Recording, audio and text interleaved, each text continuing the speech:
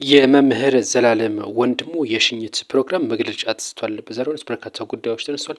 አስክሬኑ የሚመጣው ከአሜሪካ ነገ ሮቡ ይሆናል። ነገ ይነሳና በ3 ሐሙስ እንግዲህ ይደርሳል ማለት ነው። ከጠዋቱ 12 ሰዓት እንደሚደርስ በቦሌ ዓለም አቀፍ አውሮፕላን በዚያም እንግዲህ የተመረጡ ሰዎች ሐሙስ ዕለት ይቀበሉታል። ከዛም በቀጥታ ወደ ቦሌ መድኃኔዓለም እንግዲህ ይጓዛል ማለት ነው። እዛም የተወሰነ ሰዓታት ከቆየ በኋላ በቀጥታ ከቦሌ መድኃኔዓለም ወደ መስቀል አደባባይ ይጓዛል። የተባለው መስቀል አደባባይ 5 ሰዓት እንዲደርስም ጭምር ነው የታቀደው። በመስቀል አደባባይ ለ3 ሰዓታት ይቆያል። የተለያዩ ወረብ ቅኔ እንደዚሁም የመክፈቻና ስለሱ ታሪክም እንደሚነገር ጭምርም ነው የተነገረው በመግለጫው ላይ።